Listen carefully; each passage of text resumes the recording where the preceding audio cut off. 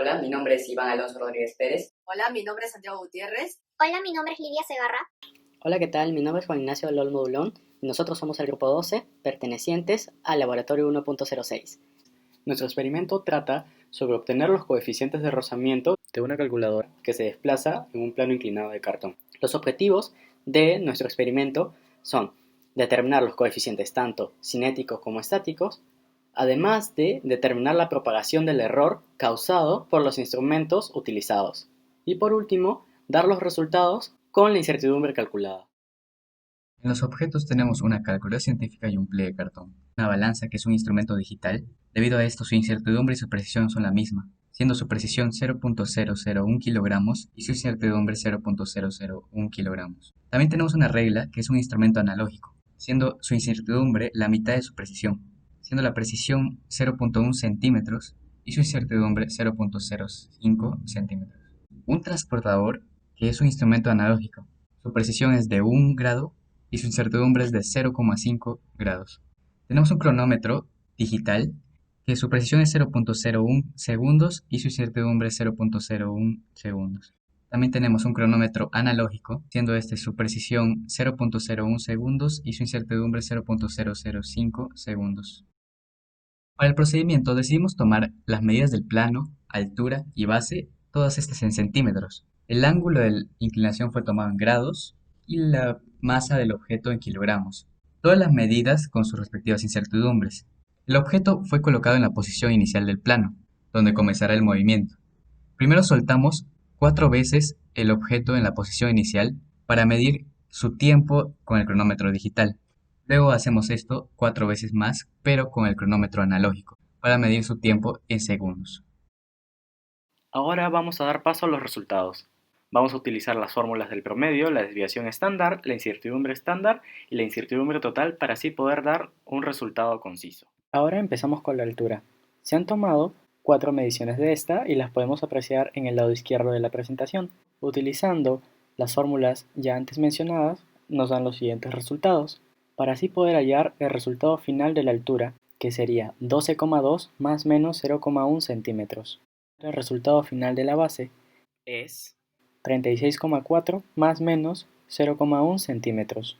el resultado final de la distancia del cartón es 38,4 más menos 0,1 centímetros. El resultado final de la medición del transportador analógico es de 18,6 más menos 0,7 grados. El resultado final del cronómetro digital y nos sale que es de 1,26 más menos 0,03 segundos. Por último, tenemos al cronómetro analógico.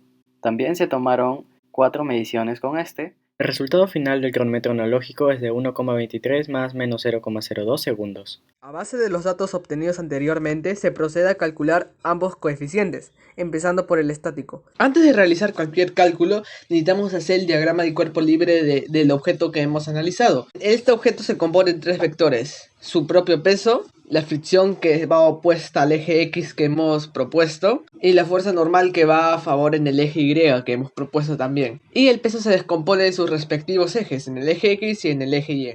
Para calcularlo, primero se requiere realizar sumatoria de fuerzas tanto en el eje X como en el eje Y. Una vez despejado el coeficiente, es igual a la tangente del ángulo, que este es igual también a la altura entre la base. Se halla la tangente a partir de la altura entre base usando la fórmula para multiplicar y dividir este tipo de medidas, lo cual resulta que el coeficiente de rozamiento estático es 0,335 más menos 0,003. Después de ello pasamos a calcular el coeficiente cinético, lo cual lo explicará Lidia.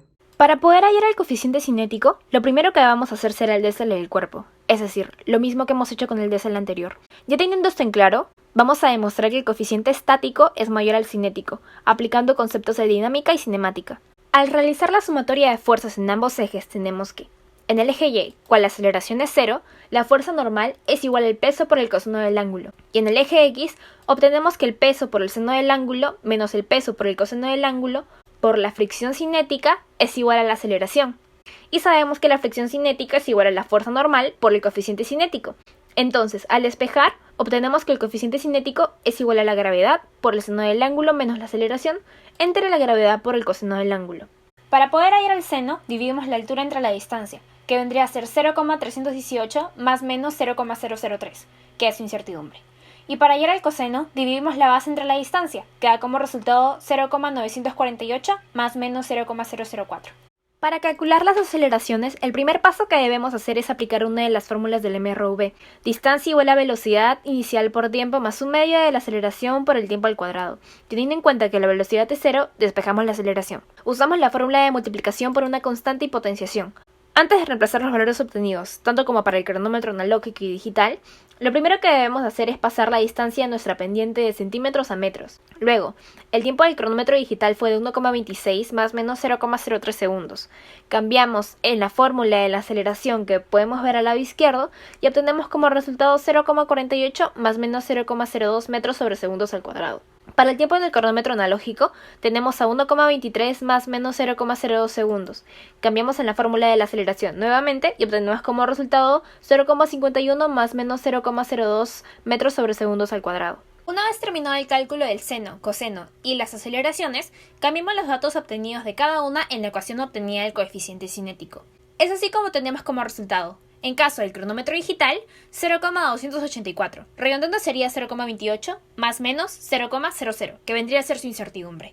Nuestro resultado para el cronómetro analógico fue de 0,281. Redondeando sería 0,28 más menos 0,00. Podemos notar la diferencia de 3 milésimas entre nuestra primera y segunda respuesta.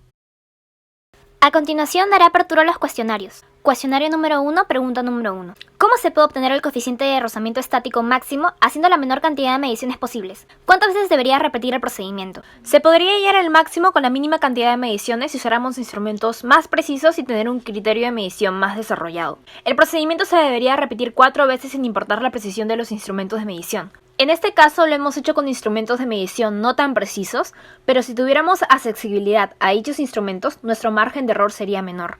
Pregunta número 2. ¿Cuál es el ángulo de inclinación con el que se obtuvo el coeficiente de rozamiento estático máximo? ¿Cuál es la incertidumbre de la medición del ángulo?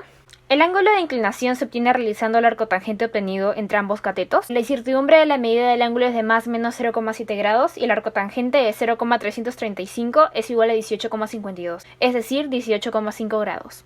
La tercera pregunta nos dice, ¿cómo se puede obtener el coeficiente de rozamiento cinético? ¿Cuántas veces debería repetirse el procedimiento? Se puede hallar el coeficiente aplicando conceptos de dinámica y cinemática, específicamente la segunda ley de Newton y las ecuaciones de MRU-V respectivamente.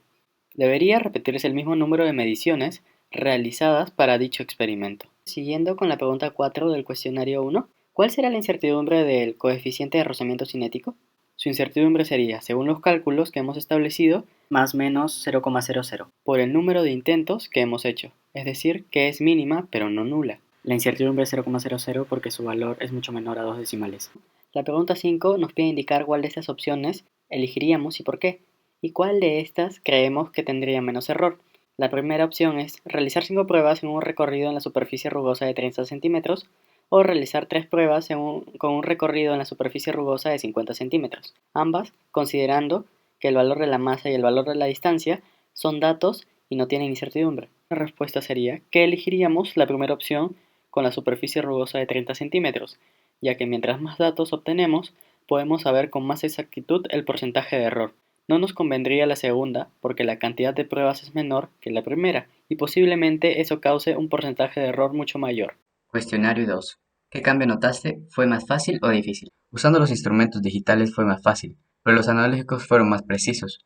Los cambios que notamos fue en la medición, ya que uno fue más rápido y directo que otro. Además, consideramos que un compañero del experimento tenía un instrumento digital a su alcance, y para el analógico tuvimos que utilizar por medio de Zoom. ¿Qué presión tienen los nuevos instrumentos usados? ¿Cuál es su incertidumbre? Usando el reloj analógico encontramos que su precisión fue de 0.01 segundos y su incertidumbre fue de 0.005 segundos con respecto al primer instrumento usado, que es el cronómetro digital. Su precisión e incertidumbre fue de 0.001 segundos. ¿Cuál es el error relativo con respecto al coeficiente de fricción en el cuestionario anterior?